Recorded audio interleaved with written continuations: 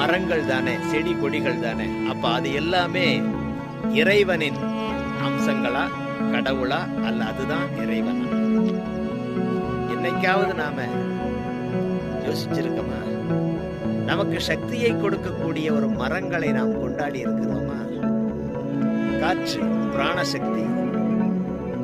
இந்த உடல் உயிர் இருக்கணும் அப்படின்னா இந்த காத்து உள்ள போயிட்டு வெளியே வரணும். அந்த காற்றை உற்பத்தி செய்யக்கூடிய தொழிற்சாலையாக இருக்கக்கூடிய மரங்கள், ஒவ்வொரு மரமும் எத்தனை டன் ஆக்சிஜனை ப்ரொடியூஸ் பண்ணுது.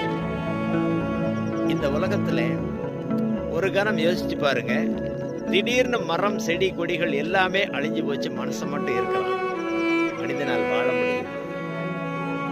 அவ்வளவுதான், ஆக்சிஜன் இருக்காது. இவன் விடுற கார்பன் டை ஆக்சைடை சுவாசிச்சு அதை ஃபில்டர் பண்ணி ஆக்சிஜனை திருப்பி கொடுக்கறது